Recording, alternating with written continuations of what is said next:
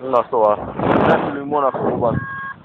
Amint látható, ott van a Vista Palace felülről. Emel minket a cucc. Itt van Monaco. Nagyon szép. Modár közelből. Ott van mögöttem a Montrose, onnan tartottam el. Egy-két kis lejtőt,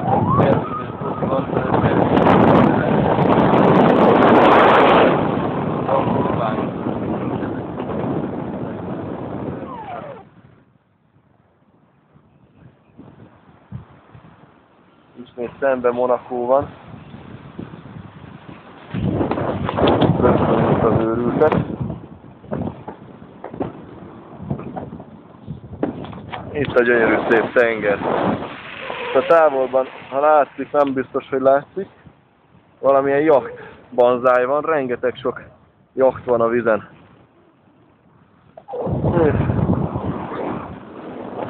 Itt minden megtekeredik a telefonban. Belvedere mellett. Itt ismét Monaco mellett, ez még Roquebrune-ben van, a Vista Palace fölülről. Van neki kis helikopter leszállója is, és arról most nem veszünk tudomást. Hát fantasztikus. Ide egyszer el kell jönni mindenképpen. Itt a Montrose. Kicsit még süti a nap az oldalát. Szépen sziklái vannak.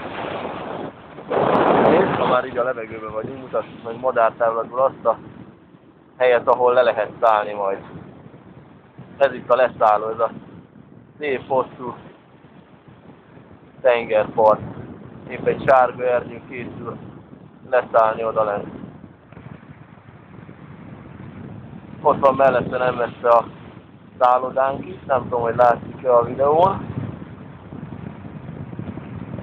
Az erkéről a tengert látjuk, ha kinézünk. Itt alattam a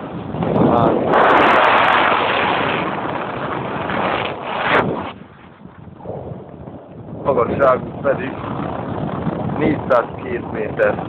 És alig süllyedünk, ezt meg kéne fogni, sokáig fönn maradni. Na hát akkor üdv Monacóból, ciao.